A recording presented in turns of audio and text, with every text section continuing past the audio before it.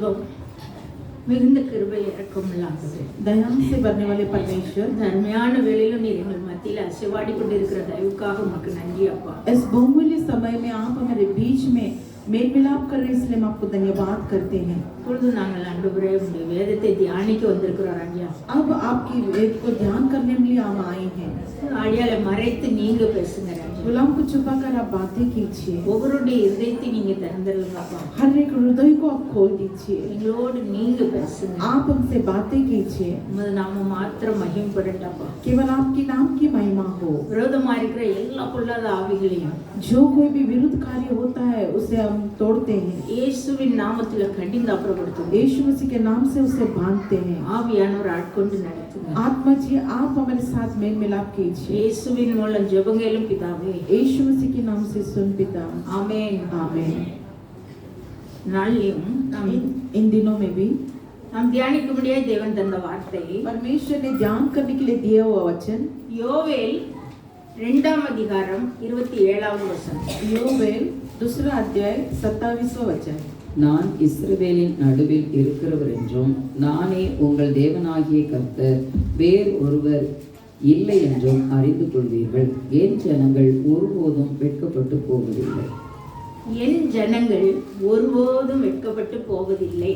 शास्त्र कहता है मेरे लोग कभी भी लज्जित होकर नहीं जाएंगे। இதுதான் நம்ம இன்னைக்கு தியானிக்க போறோம். यही कार्य आज हम ध्यान करने वाले हैं। என் ஜனங்கள் சொல்றாரு. मेरी प्रजा कर कर कहता है। என் ஜனங்கள்னா யாரு? मेरे लोग बोलेगा तो कौन? யார் அவருடைய ஜனம்? कौन उनकी प्रजा है? வேதத்துல முதல்ல சொல்றாரு என் ஜனம் அப்படின்னு. शास्त्र में पहली बार कहा है मेरे लोग। பாருங்க யாத்ராகமம் 3ஆம் அதிகாரம் 7வது வசனத்துல देखिए एक्सोडस में 3 அப்பொழுது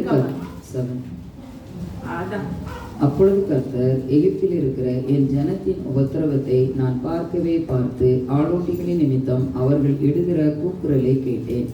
அவர்கள் படுகிற வேதனைகளையும் அறிந்திருக்கிறேன். பாருங்க ஆண்டவர் மோசேக்கு அந்த முள் செடியில வச்சு தரிசனம் கொடுக்கிறாரு. देखिए परमेश्वर मूसा को उस जलती हुई उस झाड़ के पास दर्शन देते हैं। அப்பதான் அவர் மோசே கிட்ட பேசும்போது முதலாக அவர் என்ன சொல்றாரு? என் ஜனம் அப்படின்னு யாரை குறிப்பிட்டு சொல்றாரு? இஸ்ரவேலரை சொல்றாரு. जब पहली बार परमेश्वर मूसा के साथ बात की तो इस कार्य को बोलते हैं कि मेरे लोग कर कर।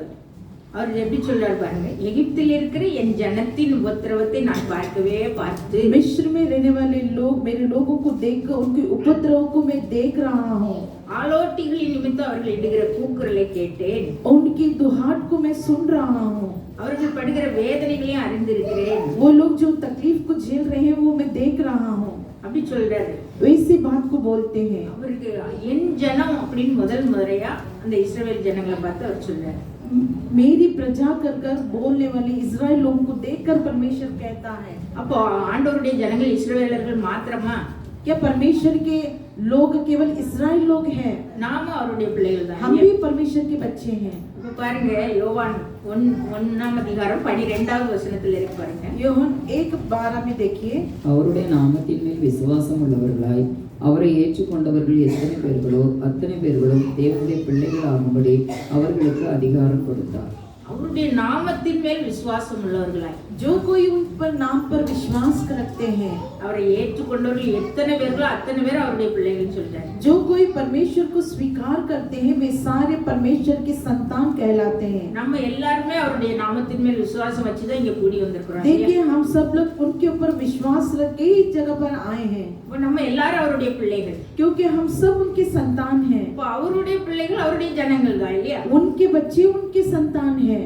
அப்போ இஸ்ரவேல் மாத்திரம் தான் அவருடைய ஜனங்கள் இல்ல. क्या केवल इस्राएल ही उनके बच्चे नहीं हैं? அவருடைய பிள்ளைகளாகி நாமளும் அவருடைய ஜனங்கள். हाँ उनके बच्चे हैं, उनके आप उनके प्रजा हैं।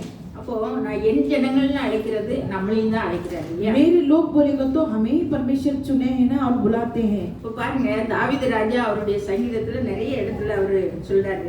दाऊद राजा उनके भजन संगीता में कई बार ऐसा कहा है। பாருங்க சங்கீதம் 31:1ல भजन संगीता 31:1 में देखिए, கர்த்தாவே உம்மை நம்பி இருக்கிறேன், நான் ஒரு காலம் வெட்கமடையாதபடி செய்யும். பாருங்க அது போதும். அவர் எப்படி ஆண்டவர்கிட்ட கேட்காரு, நான் உண்மை நம்பி இருக்கிறேன், நான் ஒரு கால் வெட்கப்படாதபடி செய்யும் அப்படின்னு சொல்றாரு. परमेश्वर मैं आप पर भरोसा रखा हूँ, एक बार भी मैं लज्जित होकर नहीं जाना चाहता। இன்னும் சங்கீதம் 31:17 போட்டிருக்கு, நான் உம்மை நோக்கி கூப்பிட்டேன், நான் வெட்கப்பட்டு போகாதபடி செய்யும். भजन संहिता 31:17 में देखिए, 17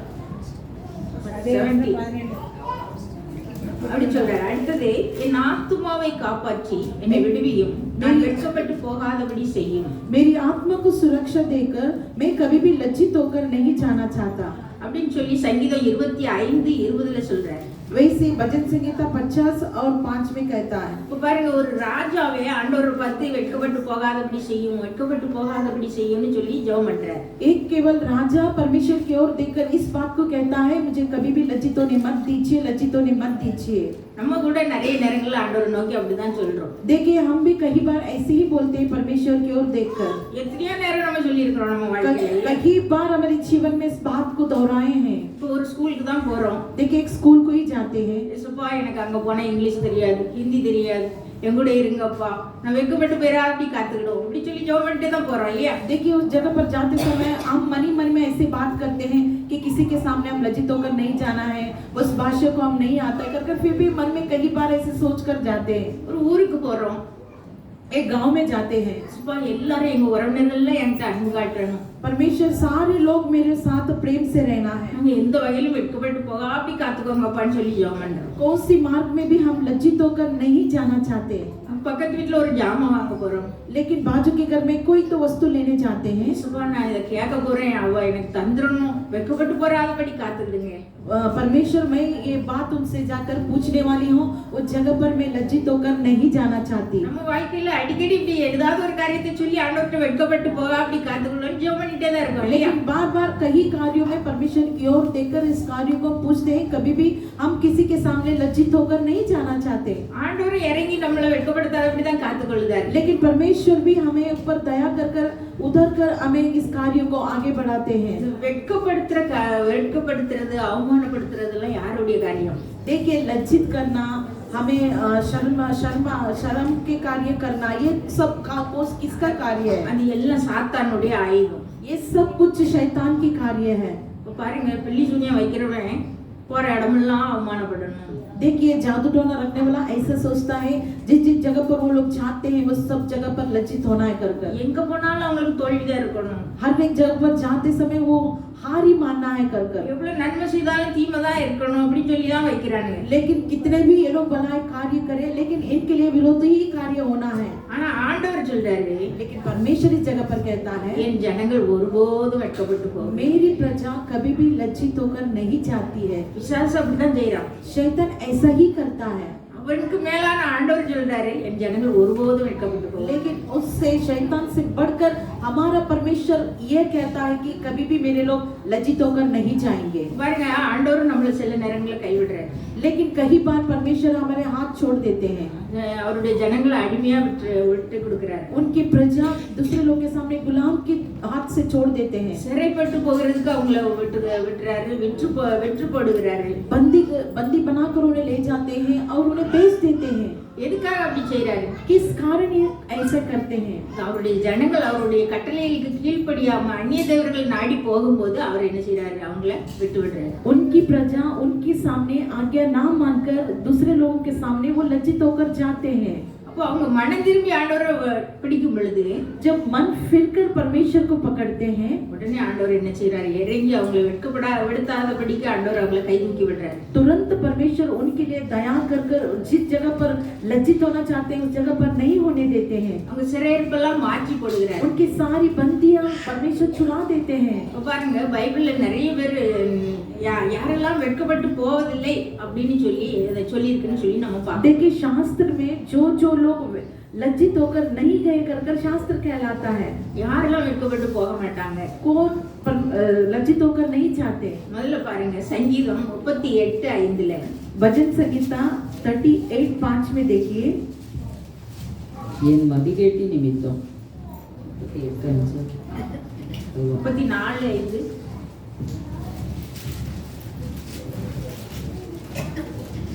நான் கர்த்தரை தேடினேன், அவர் எனக்கு செவி கொடுத்து என்னுடைய எல்லா பயத்துக்கும் என்னை நீங்களாக்கி விட்டார். அவர்கள் அவரை நோக்கி பார்த்து பிரகாசம் அடைந்தார்கள், அவர்கள் முகங்கள் வெட்கப்படவில்லை. அவர்கள் அவரை நோக்கி பார்த்து பிரகாசம் அடைந்தார்கள், जिन्होंने उसकी और दृष्टि की उन्हें ज्योति पाए அவர்கள் முகங்கள் வெட்கப்படவில்லை. और उनके मुंह कभी काला ना हो पाया। யாரெல்லாம் அவர் முகத்தை நோக்கி பார்க்கிறாங்களோ जिन लोगों ने उनकी ओर देखा அவங்கள எல்லாம் பிரகாசம் அடைய செய்கிறார். वे सारे लोग प्रकाशित होते हैं। பாருங்க,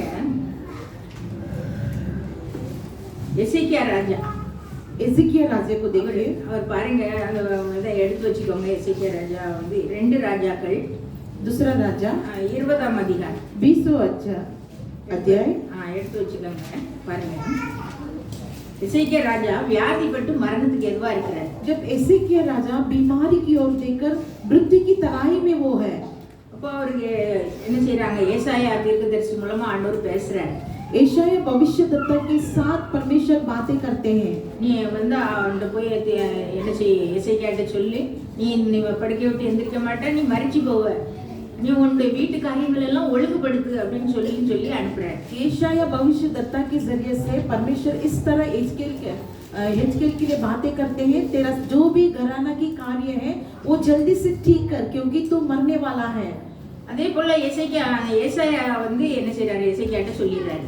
वैसे ही आकर भविष्यद्वक्ता एजकेल के साथ बातें करते हैं। அப்போ எசேக்கியா ராஜா ஒண்ணுமே சொல்லல. அவர் என்ன செய்யறாரு, முகத்தை திரும்பிட்டு செவர் பக்கமா வச்சுக்கிட்டு அவர் என்ன செய்தாரு, एजकेल राजा कुछ भी नहीं बोला, अपने मुंह अपने चेहरे को दीवार की ओर मोड़कर परमेश्वर की ओर वो बातें करने लगते हैं। அவர் என்ன செய்யறாரு, கர்த்தரை நோக்கி பார்க்கிறார். लेकिन उन्होंने क्या किया, परमेश्वर की ओर देखकर, பாருங்க, 20ஆம் அதிகாரம் 2வது வசனத்துல போட்டிருக்கேன். 20:2 में देखिए, அப்பொழுது எசேக்கியா தன் முகத்தை சுவர்புறமாக திருப்பிக் கொண்டு கர்த்தரை நோக்கி அப்படின்னு போட்டிருப்பாருங்க. तब देखिए अपने चेहरे को दीवार की ओर मुड़कर परमेश्वर की ओर बातें करने लगा।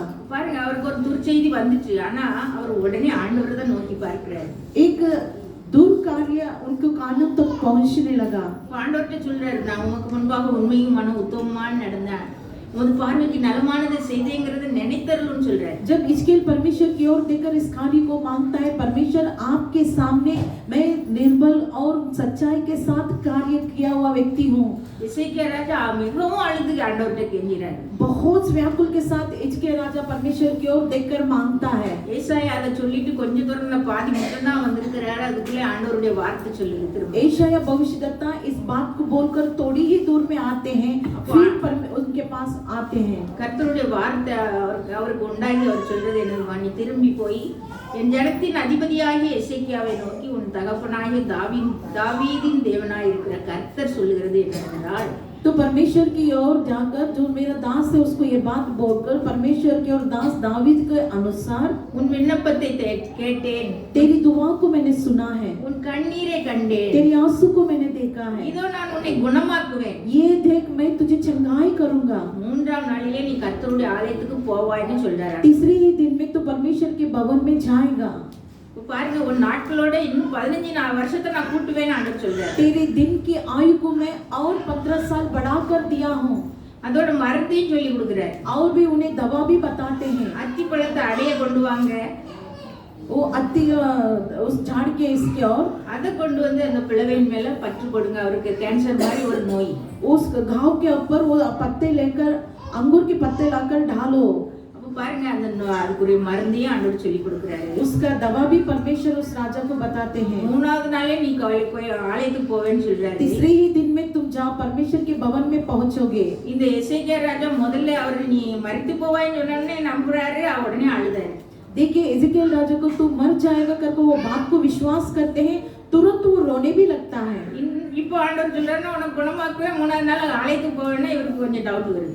लेकिन तुझे मैं चंगाई करूंगा और तीसरे दिन में तू भवन में जाएगा कर बोलने के बाद इसमें मन में एक व्याकुल हो जाता है। ஆண்டவர்கிட்ட ஒரு அடையாளம் தாங்க அப்படின்னு கேக்குறாரு. परमेश्वर मुझे लिए मेरे लिए एक पहचानने के लिए कुछ कार्य कीजिए। பாருங்க, ஒரு கெட்ட காரியம்னா உடனே நம்பிடுறாங்க. देखिए अगर एक बुरी कार्य तो हम क्या करते हैं, तुरंत उसके ऊपर विश्वास करते நீ हैं। சுகமாக்குவேன் நல்லாக்குவேன்னு சொன்னா நம்புறதுக்கு இல்ல. लेकिन तो अच्छा रहेगा तो चंगाई होगा कर इस बात को जल्दी हम विश्वास नहीं करते हैं। அப்ப பாருங்க ஆண்டவர் அவர் கேட்டபடி அடையாளத்தையும் கொடுக்கிறார். लेकिन राजा जैसा पूछा था वैसे ही परमेश्वर ने उन्हें कार्य को भी देखता है। அந்த காலத்துல சூரிய கடிகாரம் उस समय में सूर्य கடிகாரம் घड़ियाल, सूर्य एक घड़ियाल था। அந்த அதுல வந்து என்ன செய்யணும் 10 மணி நேரம் பின்னாடி போகும்படியே அவர் கேக்குறாரு. 10 घंटा पीछे जाने के लिए पूछते हैं। ஆண்டவர் அதுபடியே செய்றாரு. परमेश्वर वैसे ही करते हैं அப்ப பாருங்க ஆண்டவர் அவரை வெட்கப்படுத்தல. क्योंकि परमेश्वर उन्हें लज्जित नहीं किया। அவர் கெட்ட செய்தி கேட்டாலும் அவரை நோக்கி பார்த்தபோது அவர் முகத்தை பிரகாசிக்க பண்ணினார். क्योंकि बुरी संदेश सुनते हुए भी उनकी चेहरा प्रकाशमान होने के समान किया। அப்போ அவரை நோக்கி பார்த்த முகங்கள் என்ன செய்யும்? பிரகாசம் அடையும். அவர்கள் வெட்கப்பட்டு போவதில்லை. जो कोई भी उनकी ओर देखता है उनकी चेहरा कभी भी लज्जित होकर नहीं जाएगा। மரண படுக்கையில இருந்தாலும் நோக்கி பார்த்தா பிரகாசம் அடையும். मृत्यु की तराई में हम रहेंगे तो परमेश्वर की ओर देखेंगे तो हम प्रकाशमान होंगे। இன்னும் பாருங்க அடுத்தல சங்கீதம் 37:18 भजन संगीता 37:18 में देखिए, உத்தமர்களின் நாட்களை கர்த்தர் அறிந்திருக்கிறார். அவர்கள் சுதந்திரம் என்றென்றைக்கும் இருக்கும். ஆபத்து காலத்திலே வெட்கப்பட்டு போகாதிருந்து பஞ்ச காலத்திலே திருப்தி அடைவார்கள். யார் அப்படி வெட்கப்பட்டு போகாம இருந்து பஞ்ச காலத்திலும் திருப்தி அடைந்திருப்பாங்களாம்? உத்தமர்கள்.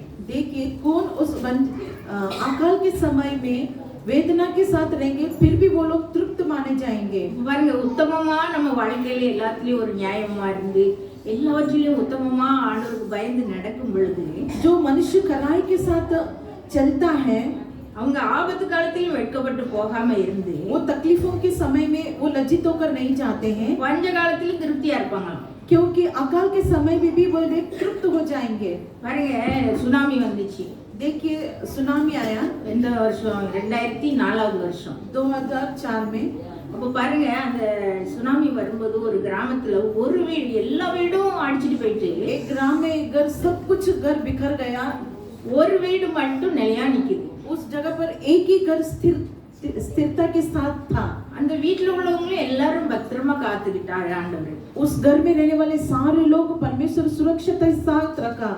அப்போ எல்லாரும் ஆச்சரியப்படுறாங்க, இந்த கிராமம் ஃபுல்லா அவ்வளோ வீடு அரிச்சிட்டு போயிட்டு இந்த வீடுக்கு மட்டும் ஒரு சேதமும் இல்லாதபடி இந்த மக்களும் பாதுகாப்பா ஆண்டவர் எப்படி வச்சிருக்கிறாரு, காரணம் என்ன அப்படின்னு சொல்லி आश्चर्य के साथ सारा घर बिखर गया, खो गया, लेकिन उन सारे लोगों के बीच में केवल एक ही एक घर है और घर में रहने वाले सारे लोग सुरक्षित के साथ है। ये क्या बात है?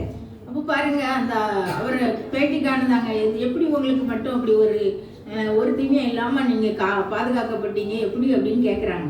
सुरक्षा का लोग इस तरह पूछे कैसे तुम सुरक्षा के साथ हैं, क्या हुआ कर।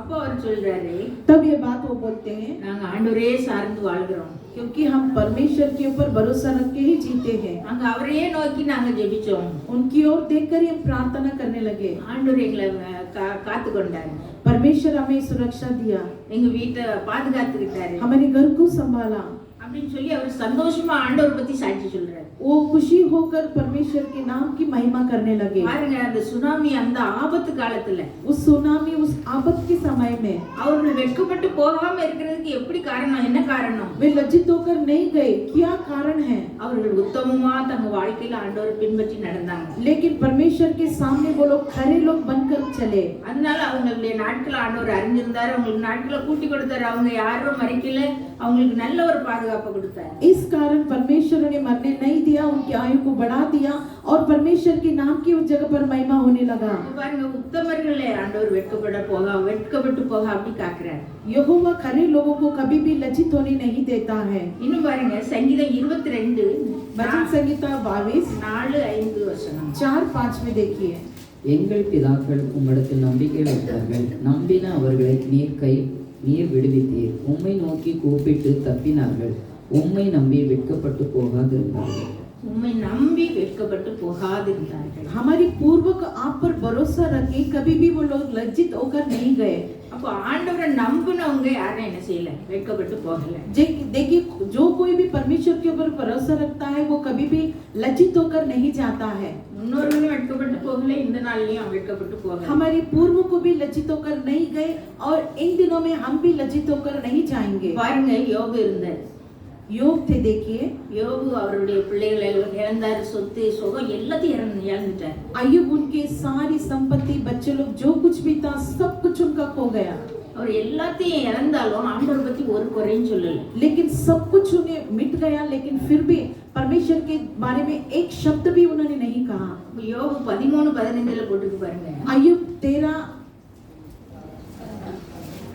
அவர் என்னை கொன்று போட்டாலும் அவர் மேல் நம்பிக்கையா இருப்பேன். वो मुझे मार डालेगा तो भी मैं उनके ऊपर भरोसा के साथ रहूंगा। அப்ப பாருங்க, யோபு எப்படி சொல்றாரு, கொன்று போட்டாலும் நான் அவர் மேல நம்பிக்கையா இருப்பேன்.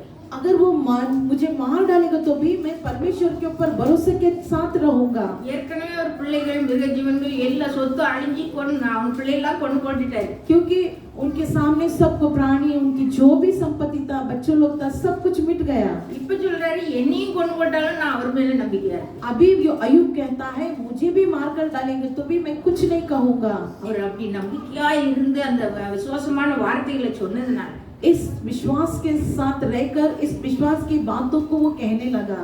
ஆண்டவர் என்ன செய்தார், அவரை முன்னிலைமையை பார்க்கலாம் ரெண்டத்தனையான ஆசீர்வாதத்தை யோபுக்கு கொடுத்தார். देखिए, जो पहली स्थिति थी उससे बढ़कर परमेश्वर ने उन्हें दुगना आशीष के साथ आशीष किया। எந்த ஒரு சூழ்நிலையிலும் ஆண்டவரை நம்ம நம்பிக்கையோட அவரை எதிர்பார்த்து நிற்கணும். कौन सी परिस्थिति क्यों ना हो, लेकिन हम परमेश्वर के ऊपर भरोसा रखना वो बहुत जरूरी है। அதான் அவர் தாவீது சொல்றாரு, நான் மரண பள்ளத்தாக்கின் மேல் நடந்தாலும் கொல்லாமக்கு பயப்படும். मृत्यु की तराई में मैं चलेगा तो भी ना डरूंगा। அப்படி மரண பள்ளத்தாக்குல இருந்தாலும் ஆண்டவரையே நோக்கி பார்த்தா, जब मृत्यु की तराई में रहेगा तो भी परमेश्वर की ओर देखूंगा। அவர் மேலேயே நம்பிக்கையோட அவரை எதிர்பார்த்து இருக்கும் பொழுது उनके ऊपर भरोसा रखकर उनकी ओर मैं देखूंगा। அவங்க வெட்கப்பட்டு போகிறது. वो कभी भी लज्जित होकर नहीं जाएगा। இன்னும் பாருங்க, और देखिए,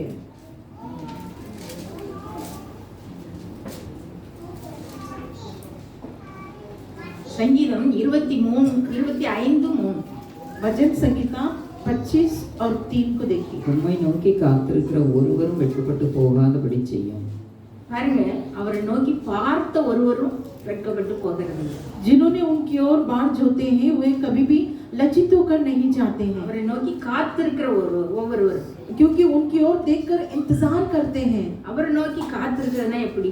जो कोई इंतजार करता है, ऐसे बोलेगा तो क्या है? பாருங்க, வாசிச்சோம்ல 2 ராஜாக்கள் 6ஆம் அதிகாரம் दूसरा राजा 6वां अध्याय 24வது வசனத்துல இருந்து நம்ம எல்லாரும் அதெல்லாம் எடுத்து வச்சுக்கோங்க. 24 को हम देखेंगे। பாருங்க, சீரியாவுடைய ராஜா பெனாதாத் सीरिया के राजा बेनाता தான் ராணுவத்தை எல்லாம் கூட்டிக்கிட்டு வந்து சமாரியாவை முற்றுகை போடுறாரு. उसकी सारी सेना लेकर आकर समारिया को खत्म करने के लिए सोचता है। இப்போ சமாரியால முற்றுகை போடுறாங்கன்னா சமாரியா என்ன செய்வாங்க, அவங்க எல்லா பட்டணத்தை ஃபுல்லா அடிச்சிட்டு ஒருத்தர் வெளியே போக மாட்டாங்க, வெளியில இருக்கவங்க உள்ள வர முடியாது. जो समर के लोग को मारकर गिराएंगे और उनको देखकर कोई भी बाहर नहीं आ सकता और कोई भी अंदर नहीं जा सकता। அப்ப பாருங்க, இவங்க ஜாமானே எதுவும் வெளியே போக முடியாது, இவங்க உணவுப் பொருட்கள் வெளியே போய் வாங்க முடியாது, உள்ள இருக்கிறத என்ன செய்ய முடியாது, வெளியே போய் விற்க முடியாது. क्योंकि उस जगह के अंदर रहने वाले जो बाहर जाकर कुछ ना ले सकते हैं और अंदर आकर भी कुछ नहीं ले सकते हैं। அதனால அவங்களுக்கு கொடிய பஞ்சம் உண்டாயிடுச்சு. लेकिन उनके अंदर बहुत आकल आने लगी। அப்ப பாருங்க, அவங்க என்ன செய்யறாங்க, ஒரு கழுதத்தல 80 வெள்ளிக்காசுக்கு விக்கிறாங்க. देखिए, एक मुंडी, जो गधे का मुंडी है, 1 रुपए के समान बेचते हैं। புறாக்கு போடுற கார்பட்டி பயிர் வந்து 5 வெள்ளிக்காசுக்கு போகுதாம். और जो कबूतर की खारी है उसे 5 नाणिये में बेचते हैं। அப்ப பாருங்க, இந்த காலத்துல வெள்ளிக்கு அதிக விலை தான் இருந்திருக்கு. देखिए, उस समय पर चांदी के लिए बहुत अधिक पैसा रहेगा। அவர் சாலமோன் ராஜா காலத்துல வந்து என்னது வெள்ளி ஒரு பொருளா எண்ணப்படவில்லைன்னு சொல்றாரு. देखिए, उस समय में जो सलमोन के समय में गिना नहीं सकता था, इतनी चांदी था। ஆனா இவர் காலத்துல இந்த காலத்துல எப்படி வெள்ளிக்கு ஒரு மரியாதை இருக்கு. लेकिन इनके समय में उस चांदी के लिए एक मोल था। இப்ப நம்ம வாழ்ற காலத்துல தங்கம் போற விலை எப்படி? देखिए, अब हम जी रहे हैं, अब उसका भाव कैसा है? வெள்ளி விலையும் சேர்ந்து போகுது இல்லையா? लेकिन दोनों भी साथ मिलकर भाव बढ़ रहा है। இந்த சமாரியா ராஜாவுடைய காலத்திலயும் வெள்ளி காசு அது வந்து மதிப்புடையதா இருந்தது. लेकिन इस समारिया राजा के समय में भी इस चांदी के लिए भी एक मोल था। அங்க கொடிய பஞ்சம் வந்ததுனால ராஜா என்ன செய்யறாரு, वो जगह पर बहुत आकाल आया, इसलिए वो राजा ने क्या कहा, அவர் அலங்கத்துல வேதனையோட நடந்து போயிட்டு இருக்காரு. उस आंगन में वो वेदना के साथ चल रहा था। இப்போ ஒரு ஸ்திரீ அவரை பார்த்து சொல்றா, एक स्त्री उनकी ओर देखकर इस तरह कहती है, எங்களை ரட்சிங்க ராஜாவேன்னு கூப்பிடுறாரு. हे राजा हमें सहायता कर। அப்போ அவரு நான் என்ன செய்து உன்னை ரட்சிக்கலான்னு கேக்குறாரு. मैं क्या कर सकता हूँ जो तेरे लिए रक्षा दूं। அவ சொல்றா, என் பிள்ளைய நம்ம ஆக்கி திம்போம், நாளைக்கு அவளுடைய பிள்ளைய ஆக்கி திம்போன்னு சொல்லி நாங்க பேசி வச்சிருந்தோம். देखो हम दोनों राजा, हम दोनों मिलकर आज तेरा बेटे को खाएंगे और दूसरे दिन मेरे बेटे को खाएंगे, कर हम दोनों बातें करने लगे। என் பிள்ளைய என்ன செய்தாங்க, வெட்டி சாப்பிட்டாச்சு. देखो राजा, मेरे बेटे को काट कर हमने खा लिया। அடுத்தால அவ பிள்ளைய தானே கேட்கும்போது அவ என்ன செய்தா, அவ பிள்ளைய ஒளிச்சு வச்சுட்டா. देखिए दूसरे दिन उसके बेटे को दो करके बोलने के बाद उस बच्चे को उसने छुपा कर रख दिया। இப்படி ஒரு வழக்கு ராஜா கிட்ட போனா அவருக்கு எவ்வளவு வேதனையா இருக்கும் இல்லையா? ऐसी एक समस्या राजा के पास जाएगा तो राजा क्या कर सकता है। மக்கள் சாப்பிடவே வழி இல்லாம கடைசில பிள்ளைய வெட்டி திங்கிற அளவுக்கு போயிட்டாங்களே. देखिए उस जगह पर ऐसी एक परिस्थिति आई कि खाना ही नहीं मिलने की वजह से अपने खुद के बच्चे लोग को वो काट कर खाने लगे। அவர் என்ன செய்றாரு, அவர் வஸ்திரத்தை கிழிச்சிட்டாரு. इस कार्य को सुनते ही राजा अपने वस्त्र को फाड़ देता है। அவர் ஏற்கனவே உள்ளுக்குள்ள என்னதான் ரெட்டு தான் உடுத்தி இருக்கிறாரு, வெள்ளையோட தான் இருக்காரு. लेकिन थोड़ी सी तो कपड़े को वो अंदर पहने थे। இப்போ அவர் யார்கிட்ட சொல்றாரு, அந்த எலிசாவை தான் ஏசுறாரு அவரு. लेकिन इस बात को देखकर राजा किसको दोषी ठहराते हैं, एलिशा को।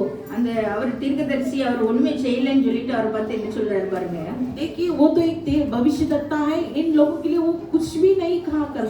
எலிசாவின் தலை இன்றைக்கு அவன் மேல் இருந்தால் தேவன் அதற்கு சரியாகவும் அதற்கு அதிகமாகவும் எனக்கு செய்ய கடவுள்னு சொல்றாரு. अगर आज एलिशा का सर उसके साथ रहेगा तो परमेश्वर जो कार्य करना चाहता है उसके लिए वो करे।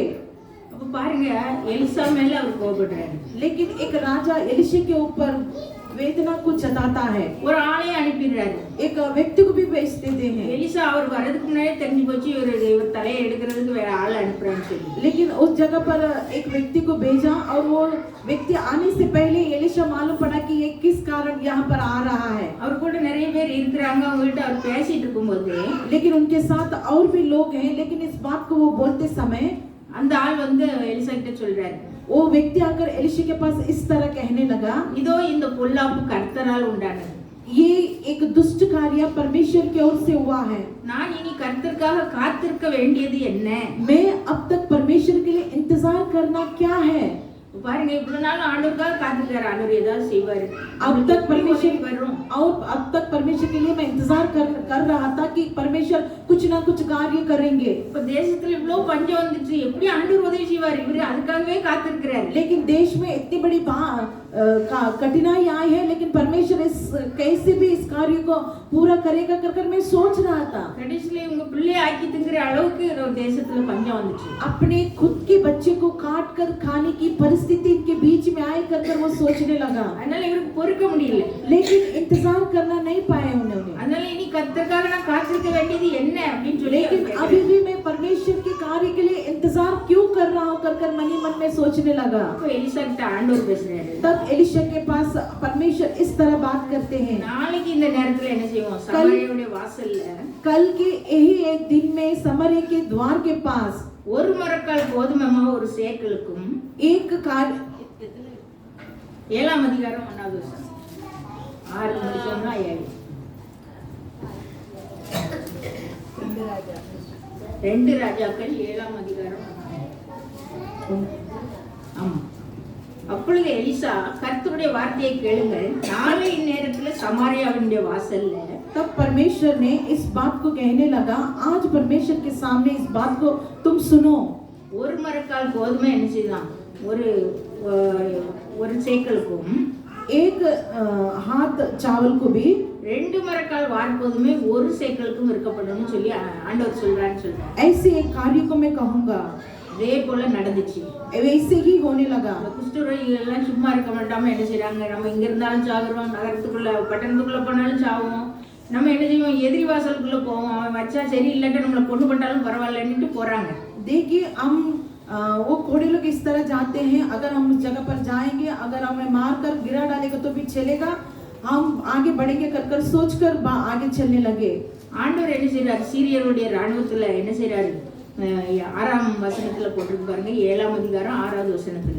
சீரியரின் இராணுவத்திற்கு ரதங்களின் இரைச்சலையும் குதிரைகளின் இரைச்சலையும் மகா இராணுவத்தின் இரைச்சலையும் கேட்க பண்ணினதினால் அவர்கள் ஒருவரை ஒருவர் நோக்கி, இதோ நம்மிடத்தில் போருக்கு வர இஸ்ரவேலின் ராஜா ஏத்தியரின் ராஜாக்களையும் எகிப்தியரின் ராஜாக்களையும் நமக்கு விரோதமாய் கூலி பொருத்தினான்னு சொல்லி ஓடுறாங்க. देखिए राजा के विरुद्ध राजा और सेनों के राजा सब घोड़े लेकर एक सेना के साथ हमें युद्ध करने के लिए आ रहे हैं कर इस बात को वो दोहराता है। ஆண்டவர் என்னது ஒரு சவுண்ட் தான் கொடுக்காரு, மியூசிக் போட்ட மாதிரி தான். देखिए उस जगह पर एक शब्द को देते हैं जैसा एक म्यूजिक बजाने लगते हैं। ரதங்களின் இரைச்சல் और रथ की एक आहट को, குதிரைகளின் இரைச்சல், घोड़ी की आहट को, ராணுவத்தின் இரைச்சல், அந்த சத்தத்தை தான் கேட்க பண்றாரு. उस सेना की आहट को केवल वो शब्द ना सुने, दूसरा ही शब्द उस जगह पर सुनता है। இவங்க எல்லாரும் பயந்து ஓடுறாங்க. लेकिन ये सारे लोग उस कार्य को डर कर आगे बढ़ते हैं। ஆண்டவர் சொன்ன மாதிரியே அவ்வளவு குறைந்த விலைக்கு கோதுமை மாவு எல்லாம் கிடைக்குது. देखिए जैसा परमेश्वर ने कहा वैसे ही कमी पैसे के लिए गेहूं का आटा उस जगह पर बेचते हैं। பாருங்க, இந்த சமாரியா ராஜா ஆண்டவருக்காக காத்திருந்தாரு, ஏதாவது செய்வார், எப்படியாவது உதவி செய்வார்னு சொல்லி. देखिए ये समारी के राजा परमेश्वर कुछ भी करेगा कर परमेश्वर के कार्य के लिए वो इंतजार कर रहा था। அதே போல ஆண்டவர் அவருக்கு காத்திருந்து கடைசியில் அவர் பொறுமையை மீறினாலும் அவருக்கு உதவி செய்தார். लेकिन अंत तक वो इंतजार करने लगा और जो धीरज के साथ जो परमेश्वर के कार्य उसके भीतर वो कार्य देखने लगा। ஆண்டவரை நோக்கி காத்திருக்கிற ஒரு நம்ம வாழ்க்கையில நம்ம நிறைய பேர் இந்த காரியத்துல ஆண்டவர் எப்படியாவது உதவி செய்வார், ஏதாவது ஒண்ணு செய்வார் கண்டிப்பா, நான் அவர் தான் நம்பி இருக்கிறேன், நம்ம எத்தனை பேரை வாக்கு சொல்லிட்டே இருக்கிறோம். देखिए अंत तक जो कार्य होना था उस कार्य के लिए परमेश्वर कैसे भी करेगा कर हम इंतजार खड़े रहेंगे तो परमेश्वर उस कार्य को जरूर पूरा करके देगा। அவரே நோக்கி காத்திருக்கும் பொழுது நம்ம வெட்கப்பட்டு போவதில்லை, क्योंकि परमेश्वर की और इंतजार कर देखेंगे तो हम कभी भी लज्जित होकर नहीं जाते हैं। பாருங்க, ரோமர் 10:11 देखिए रोमियो 10:11 में देखिए, அவர் விசுவாசிக்கிறவன் எவனோ அவன் வெட்கப்பட்டு போவதில்லை. जो कोई उन्हें विश्वास करता है वो कभी भी लज्जित होकर नहीं जाता है। பாருங்க, விசுவாசிக்கிறவங்கள வெட்கப்பட்டு போறதில்லை. वो कभी भी जो विश्वास करता है वो लज्जित होकर नहीं जाता है। எங்க பக்கத்து வீட்டுல ஒரு ஆள் இருக்காங்க. देखिए हमारे बाजू के घर में एक व्यक्ति था, அவங்க வந்து இந்துல இருந்து தான் மாறி கிறிஸ்தவங்களுக்கு கல்யாணம் கட்டி இருக்காங்க. देखिए हिंदू से और मसीह के अंदर आए हैं और उसी अंदर शादी भी किया। அவங்க வந்து ஒரு வாடகை வீட்டுல இருந்தாங்க. वो लोग आके एक भाड़े के घर में थे। அவன் ஓனர் வந்து அவன் ஏதோ லோன் வாங்கி கொடுக்காதனால அவன் வீட்டை வந்து கோர்ட்ல இருந்து வந்து லாக் பண்ணிட்டாங்க. देखिए जो लोन के कार्य की वजह से कोर्ट की ओर से आकर उन दरवाजा को ताला लगा दिया। வாடகை இருக்கிற ஆளு தான் இருக்காங்க, அவங்களுக்குள்ள ஜாமான்லாம் உள்ள இருக்கு, இங்க வெளியில அவங்கள லாக் பண்ணியாச்சு. देखिए बाहर रहकर वो घर का ताला लगा दिया। இந்த அக்கா வெளியே போயிட்டு வீட்டுக்கு வந்தா எல்லாம் லாக்கா இருக்குது, என்ன செய்யன்னு தெரியல, ஒரே அழுக. लेकिन ये बहन बाहर जाकर आई और दरवाजा को देखकर कि चाबी था, बहुत रो रही थी। அவங்க இந்துல இருந்தா வந்திருக்காங்க, ஆனா அவங்களுக்கு ஒரு நம்பிக்கை இருந்தது பாருங்க, பக்கத்துல கோயில் இருக்கு, ஓடி போய் அந்த நிலைமை பெண் கோயில்ல போய் அவங்க அழுது ஜெபம் பண்ணியிருக்காங்க. देखिए वो बहन हिंदू से आई हुई थी और परमेश्वर के ऊपर भरोसा रखी थी। इस कार्य को देखकर बाजू में रहने वाला अच्छे चलवा कलिसिया में जाकर वो प्रार्थना करने लगी। அழுது ஜெபம் பண்ணிட்டு திரும்ப வீட்டுக்கு வந்தா எல்லாரும் சொன்னாங்க, நீங்க உங்க பேசாம பூட்டை உடைச்சி உள்ள இருக்கிற ஜாமான்லாம் எடுத்துட்டு வெளியே வச்சுட்டு நீங்க போயிருங்க அப்படின்னு சொல்றாங்க. और वो ताला को मार दीजिए और अंदर जाकर जो भी सामान है उसे लेकर आकर अंदर रहकर और ताला को बांध फिर से डाल दीजिए। அதே போல இவங்களும் ஜாமான் எல்லாம் எடுத்துட்டாங்க. ராத்திரியோட ராத்திரி அவங்க தம்பி வீட்டுல கொண்டு ஜாமான் எல்லாம் போட்டுட்டு என்ன செய்ய, இடத்துல வீடு கிடைக்கணுமேன்னு சொல்லி ஒரே வேதனையோட இருக்கிறாங்க. देखिए दूसरी वो जैसा वो लेते वैसे ही सब सामान लेकर उनके भाई के घर पर रख दिया और घर के लिए वो इंतजार कर खड़ी थी। அப்போ ஒரு ஆள் என்ன செய்தாரு, அவருடைய வீடு வந்து அவருக்கு நிறைய லோனு, வீட்டு விலைக்கு மேலேயே லோன் வாங்கிட்டாரு. देखिए एक व्यक्ति घर के ऊपर भी वो लोन लेकर और वो ज्यादा भी हो गया அவரு ரொம்ப குடிகாரர். और बहुत वो पीते हैं। அந்த பில்டிங்ல உள்ள வீடு அவருக்கு. वो बिल्डिंग में उनका घर था। அவர் என்ன சொன்னாரு, நீங்க வந்து இந்த பேங்க் லோனை நீ மாசம் மாசம் 20,000 வரும், அதை நீ கட்டிடுங்க. लेकिन बैंक का लोन 20,000 आता है, वो महीना महीना आता है, आप उसे बांध दीजिए। ஒரு 13 லட்சம் என் கையில தந்தா போதும் மீதி. लेकिन 13 लाख मेरे हाथ में देगा तो बस हो गया।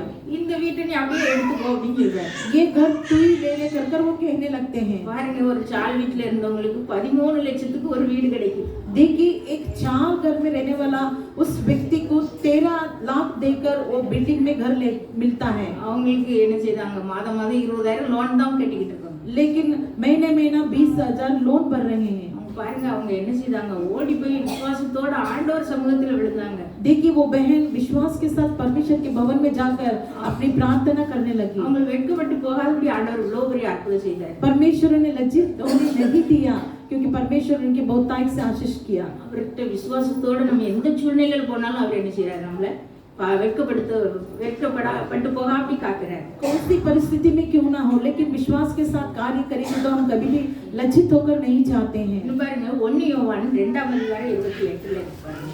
1 யோவாन 2:28.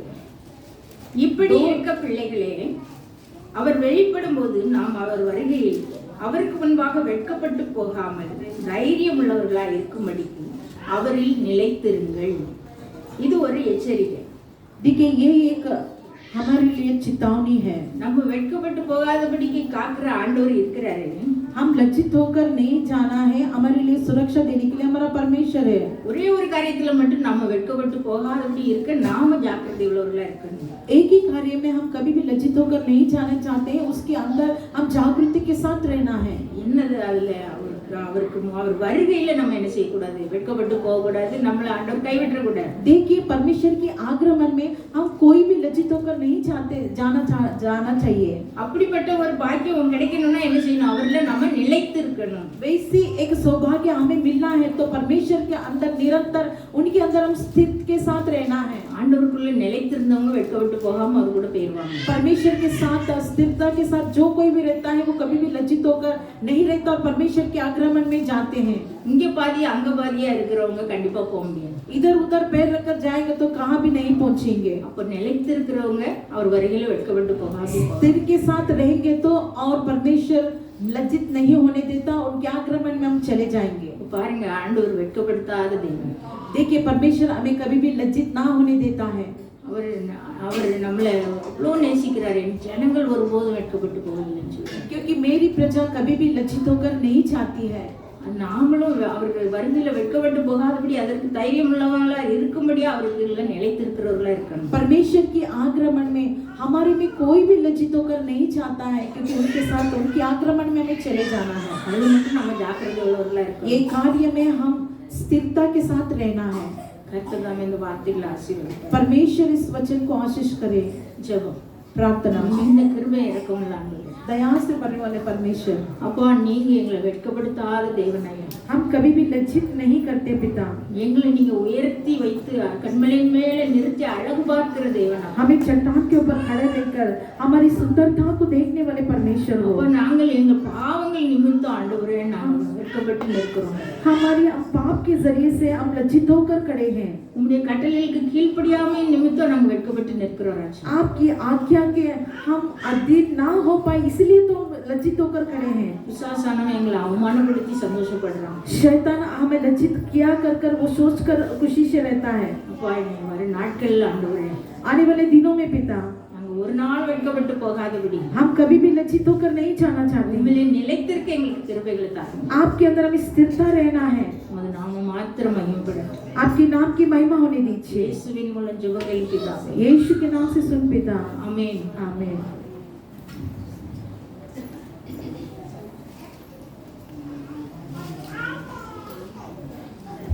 இன்னைக்கு நல்ல சாட்சிகள்லாம் எழுதுனாங்க. आज अच्छी गवाही को भी हम सुने हैं। சரி, 3 பேரை பார்த்தோம். யாரெல்லாம்? 3 जन को हम देख के कौन?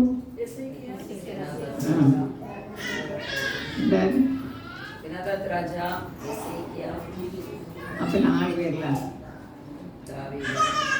எசேக்கியா, யோபு, யோராம். எல்லாம் நமக்காக எழுதப்பட்டிருக்கு. देखिए सब कुछ हमारे लिए लिखा गया है। நானும் உங்களோட சேர்ந்ததுதான். मैं भी आपके साथ मिली हूँ। அல்லேலூயா. हालेलुया। அவரில் நிலைத்திருக்கிறவன் நம்ம ஏன் நிலைச்சிருக்க மாட்டோம்?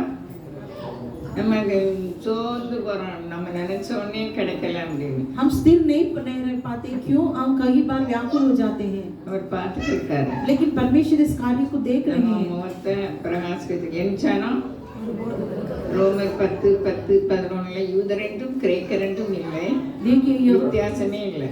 यहूदी ग्रीक लोग कर नहीं अंतर नहीं है. தம்மை தொழுது கொள்கிற யாவருக்கும் அவர் ஐஸ்வர்ய சம்பரர். அதுக்கு அடுத்த வசனம் தான் சகோதரி சொன்னது. जो कोई परमेश्वर के ओर भरोसा रखता है वो कभी लज्जित होकर नहीं जाता है. கண்ணாடி கொண்டு வரல, என்ன தப்பு பண்ணேன்னு தெரியல, எதனாலும் மிஸ்டேக் இருந்ததா ஏதாவது நடக்கிறது, அதில் நம்ம மிஸ்டேக் பண்ணி தப்பு நடந்தாலும் அதையும் கோய்த்து வச்சிருந்தாரு ஆண்டவர். लेकिन कई बार हम गलती करते हैं फिर भी परमेश्वर उस कार्य को याद रखता है. நம்ம வந்து அவங்க நல்லா செய்தி கொடுத்துட்டாங்க, நான் இப்போ செய்தி கொடுக்க வரல, उन्होंने संदेश दे दिया, मैं संदेश देने நானும் நீங்கள் உற்சாகமா இருக்கிறதுக்கு. लेकिन मैं और आप उत्साह के साथ நம்ம रहना, அவருடைய ஜனம். हम उनकी प्रजा है. அந்த அந்த 2 இஸ்ரவேல் பெண்கள், 2 பெண்கள் देखिए इजराइल की 2 स्त्रियां நிலைத்திருக்க முடியல, स्थिरता के साथ नहीं रह पाए. பசி பிள்ளை எவ்வளவு தைரியமா கொடுக்கா.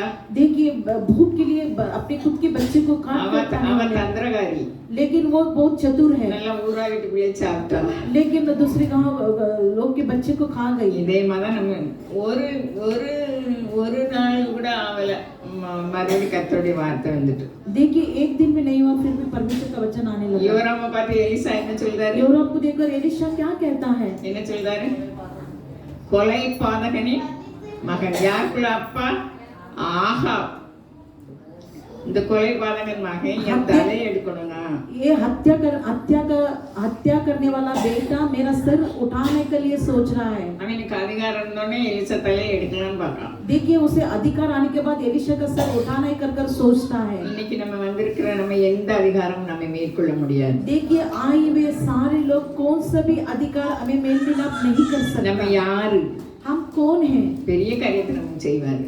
बड़ा कार्य परमेश्वर हमारे लिए நமக்கு தாங்க करेगा. முடியாதான हमें சில காரியங்களை தாங்கவே முடியாது. हम सहन नहीं करते कहीं कामों में. தாங்க முடியாம வரும்போது அமைதியா இருந்தா எல்லாம் அமைதியாயிரும். देखिए जब सहन नहीं कर सकते उस समय में हम चुपचाप गंभीर के साथ रहेंगे तो सब कुछ हो सकता है. இந்த நரிக்கு பாட்டு எழுதுற மாதிரி எனக்கு ஒரு பாட்டு இருக்கு. ஞாயிறாச்சு 3:45 ஆனந்தமாய் நாமே ஆதரிப்போமே அருமையா இயேசு நமக்களித்த அளவில்லா கிருபை பெரிதல்லவோ அனுதின ஜீவியத்தில். ஆத்துமமே என்னோடு உள்ளமே உன் அற்புத தேவனை ஸ்தோத்தரி. பொங்கிடுதே என் உள்ளத்திலே பேரன்பி பெருவெள்ளமே. படகிலே படுத்து உறங்கினாலும் கடும் புயல் அடித்து கவிழ்ந்தாலும் காற்றையும் கடலையும் அமர்த்தியமை காத்தாரே அல்லேலூயா. இப்படிதான் நம்ம வாழ்க்கை. நம்ம படகு அவர் தான் இருக்காரு. लेकिन हमारी नाव में परमेश्वर है. அவர் நம்மளுக்கு எப்படி புயல் வீசுது, कैसे तूफान आता है, கடல் கொந்தளிக்கு, लहरें उड़ती है, ஆனா அது அதட்டதுக்கு அவர் நம்ம கூட தான் இருக்காரு. அவர் தூங்கிட்டு இருக்காரு, அவர் ஒழிஞ்சிருப்பாரு. लेकिन उस लहर को शांत करने के लिए हमारे साथ रहता है, वो सोए रहता है. ஏசாயா 45 சொல்றாரு, அவரை மாதிரி யாருமே என்ன செய்ய முடியாது, மறைஞ்சிருக்க முடியாது. एशाया 40 में इस तरह कहता है परमेश्वर के समान कोई भी चुप नहीं सकता. அவர் மறைஞ்சிருந்தாலும் நம்மளை பார்த்துட்டு தான் இருக்காரு. अगर वो छुपे रहेंगे तो भी परमेश्वर हमें और आपको वो देखता है. நம்முடைய புயலையும் நம்ம காற்றையும் அவர் அதட்டுகிற தேவன் நம்ம கூடயே தான் இருக்காரு. हमारी तूफानों को हमारे कार्यों को वो हटा देता है लेकिन हमारे साथ रहता है. கொஞ்சம் விசுவாசிக்காம அவர் பிள்ளை கொடுத்துட்டாங்களே. देखिए थोड़ा विश्वास करते तो अच्छा था लेकिन उसी समय में बच्चे को दे दिया. அதே மாதிரி தான் நம்மளும் उसी समान हम लोग भी हैं. எவ்வளவு துன்பம் வந்தாலும் நம்ம கூட தான் ஆண்டவர் இருக்காரு. इतनी क्लेश आएंगे तो भी परमेश्वर हमारे साथ है. அவர் நம்மை கைவிடுவதில்லை. वो कभी भी हमारा हाथ नहीं இப்ப छोड़ते. பெரிய பெரியதெல்லாம் வரப்போகுது. लेकिन बड़ा बड़ा कार्य आने वाला है. இப்ப என்னது, கொரோனா தானே, இனிமே அதோட பெருசா வருதான். देखिए कोरोना से भी बढ़कर और भी महामारी आएगी. அதுல யாரெல்லாம் மாஸ்க் போட்டோம்? நான் வீட்டு கூட்டத்தில் இதே போடல. அல்லேலூயா. இனிமே மாஸ்க் போட வந்தாலும் நம்ம என்ன செய்யக்கூடாது, நம்ம பயப்படாதங்களா ஆண்டவர் சொல்றாரு. लेकिन परमेश्वर कहता है तुम मत डरो, நம்மளுக்குன்னு அவருடைய பாதுகாப்பு இருக்கு. लेकिन हमारे लिए ही परमेश्वर का एक सुरक्षा है। மூணாம் வாரம் என்ன வசனம், நான் பேசும்போது என்ன வசனம் கேட்டோம்?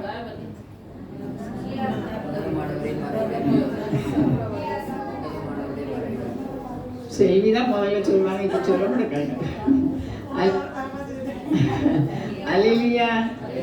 நமக்கு எவ்வளவு பெரிய வாக்குத்தத்தம் கிறிஸ்துவுக்குள் ஆம் என்றும் ஆமென். हमारे लिए कितनी बड़ी वायदा है, परमेश्वर के अंदर आमीन और आमीन कहते हैं। நம்ம எங்க இருக்கோம்? हम कहाँ हैं? உன்னதமானவரின் மறைவில் இருக்கிறவர், சர்வ வல்லவரின். நான் நல்லா சொல்லுவேன், நீங்களும் நல்லா சொல்லுவீங்க. देखिए परम प्रधान की चौपाई में हम निवास करते हैं। அல்லேலூயா. விசுவாசியே विश्वास பதறாது. विश्वास तो मत डर। நம்ம யாரு? हम कौन हैं? ஆண்டவருடைய பிள்ளைகள், விசுவாசிகள். நம்ம பதற வேண்டியதே बच्चे, हम परमेश्वर के बच्चे हैं, हम कभी भी अविश्वास के साथ नहीं பயங்கர रहना। பதறல் வரும் நமக்கு, அது பயங்கரம். लेकिन कई बार बहुत सी तरह அதை का, கடந்து போறவங்களுக்கு தான் தெரியும். लेकिन उस मार्ग में चलने वाले को ही मालूम पड़ता है। நம்ம ஆண்டவர் நம்ம கூட இருக்காரு. लेकिन हमारा परमेश्वर हमारे साथ है। என் சனம் வெட்கப்பட்டு போகாது. मेरे लोग कभी लज्जित होकर नहीं जाते। அப்படிப்பட்ட விசுவாசத்தை தருவார். वैसे एक विश्वास हमारे बीच में परमेश्वर देगा। गाना गाते समय दान दिया जाएगा।